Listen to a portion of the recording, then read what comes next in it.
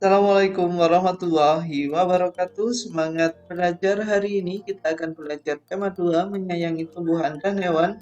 Subtema 2 pembelajaran kedua. Apa saja yang akan kita pelajari? Ini dia. Yang pertama, mengetahui jenis-jenis dongeng dan pengertian paragraf. Yang kedua, mengetahui tentang sifat-sifat manusia. Dan yang ketiga, mengetahui cara menciptakan gerak tari. Ayo belajar. Dongeng. Dongeng adalah cerita khayalan atau cerita yang tidak benar-benar terjadi. Dongeng biasanya dibacakan secara turun-menurun. Dongeng berfungsi menyampaikan ajaran moral dan juga menghibur. Dengan membaca, kita dapat mengetahui pesan moral atau nasihat dalam dongeng. Jenis-jenis dongeng. Yang pertama adalah mitos, yaitu dongeng dengan latar belakang sejarah yang mengandung hal-hal ajaib. Tokohnya adalah dewa-dewa. Contohnya, legenda Jakataru. Yang kedua, legenda, yaitu dongeng mengenai peristiwa sejarah suatu nama daerah atau asal-usul daerah. Contohnya, asal-usul kota Banyuwangi.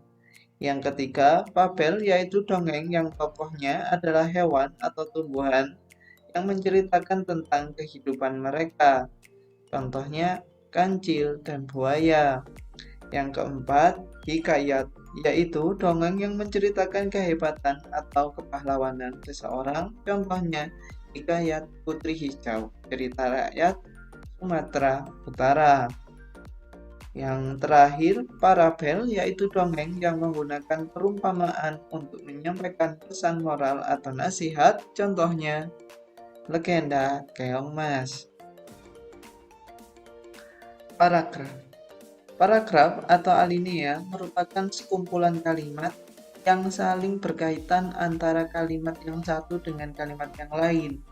Paragraf juga disebut sebagai karangan singkat, karena dalam bentuk inilah penulis menuangkan ide atau pikirannya sehingga membentuk suatu topik atau tema pembicaraan. Ciri-ciri paragraf yaitu kalimat pada baris pertama terletak agak dalam, yakni berjarak 5 ketukan spasi untuk jenis karangan yang biasa. Untuk kalimat pada baris selanjutnya biasanya lebih maju dari kalimat pada baris pertama. Paragraf memiliki dua jenis kalimat, yakni kalimat utama dan kalimat penjelas. Ayo membaca dongeng Kisah Semut dan Merpati. Dongeng Kisah Semut dan Merpati terdiri dari 5 paragraf. Yang pertama, pada suatu hari ada seekor semut yang sedang berjalan-jalan mencari makan di pinggir sungai. Seperti biasa, dia berjalan dengan riang dan karena kurang hati-hati, tiba-tiba ia terjatuh ke dalam sungai. Arus sungai menghanyutkannya. Semut itu timbul tenggelam dan kelelahan. Ia berusaha untuk menepi, tetapi tidak berhasil. Seekor burung merpati kebetulan bertengger di ranting pohon yang melintang di atas sungai. Melihat semut yang hampir tenggelam, ia merasa iba. Burung merpati ini memetik daun dan menjatuhkannya di dekat semut. Semut merayap naik ke atas daun, akhirnya ia berhasil menyelamatkan dirinya dengan bantuan daun tersebut dan mendarat di tepi sungai. Tidak lama kemudian, sang semut melihat seekor pemburu burung sedang mengendap-endap berusaha mendekati burung merpati yang telah menolongnya tadi. Semut menyadari bahaya yang membayangi merpati yang baik tersebut. Ia segera berlari mendekati pemburu dan menggigit kaki sang pemburu. Pemburu itu kesakitan dan terkejut. Ia mengipaskan ranting yang tadinya akan digunakan untuk menangkap burung. Burung merpati menyadari keberadaan pemburu yang sibuk mengipas-ipaskan ranting. Akhirnya sang burung pun terbang menyelamatkan dirinya. Lalu, apa pesan moral dari dongeng ini? Pesan moral dongeng Kisah Semut dan Merpati yaitu kebaikan akan selalu mendatangkan kebaikan. Jadilah pribadi yang suka menolong, maka suatu saat nanti jika kau kesulitan, akan ada banyak teman yang menolongmu. Perbedaan sifat. Setiap manusia memiliki sifat masing-masing. Dalam keluarga, ada yang memiliki sifat sama, ada juga yang berbeda. Menurut Kamus Besar Bahasa Indonesia, sifat adalah ciri khas yang ada pada suatu atau ada dalam diri seseorang yang membedakannya dengan orang lain. Contohnya dari cerita pada halaman 69, kita tahu bahwa sifat Penny yaitu rajin dan penyayang binatang. Contoh sifat-sifat manusia yaitu yang pertama ramah, suka tersenyum, dermawan, suka memberi, rajin, suka bekerja, malas, tidak suka bekerja, penolong, suka membantu, penyayang, suka menyayangi, lucu, suka membuat orang lain tertawa.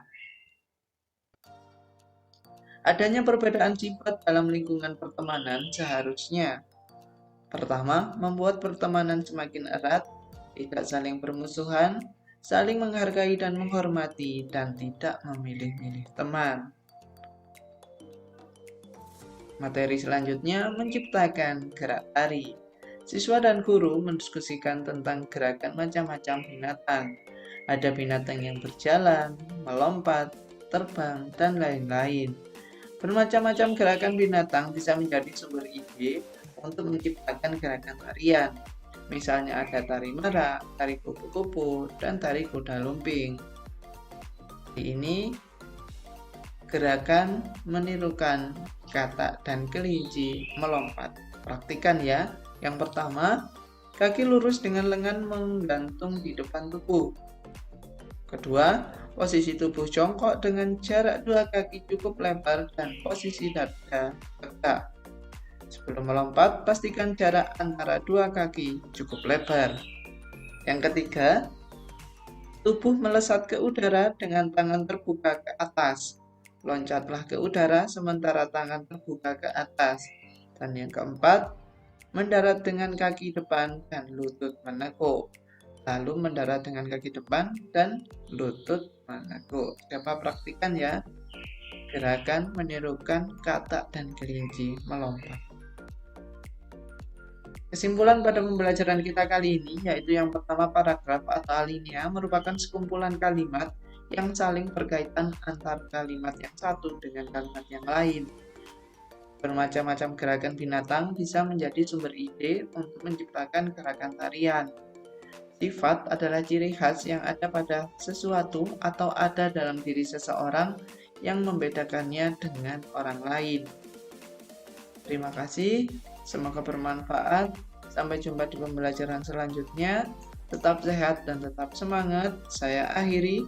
Wassalamualaikum warahmatullahi wabarakatuh.